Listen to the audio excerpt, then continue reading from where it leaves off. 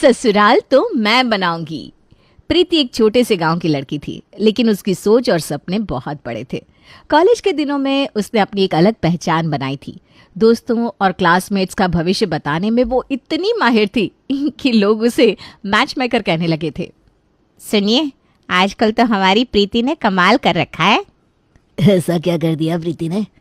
जितनी भी लड़कियां और लड़कों की शादी करवाई है, सबकी जोड़ियां बहुत बढ़िया बनी हैं। ये तो बहुत अच्छी बात है। अरे हाँ, फिर तो ऐसा लगता है हमें किसी पंडित की जरूरत ही नहीं है।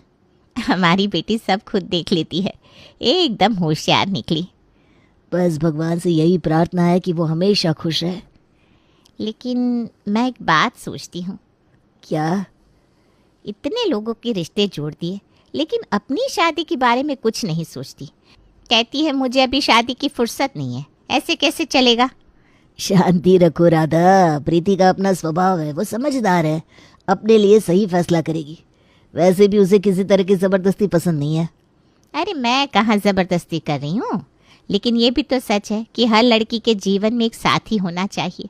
अकेले कब तक रहेगी? अरे तुम परेशान क्यों होती हो? जो लड़की सबकी शादी करवाती है वो अपनी शादी भी खुद तय कर लेगी। ऐसा दामाद ढूंढेगी कि सब देखते रह जाएंगे। दामाद तो अच्छा चाहिए ही, लेकिन पहले उसे शादी के लिए मानना पड़ेगा।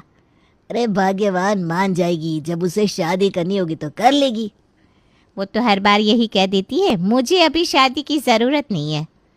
कभी कभी सोचता हूँ, उसकी इतनी ऊंची सोच और बड़े बड़े सपने हैं, उसके लायक कहाँ से कोई लड़का आएगा?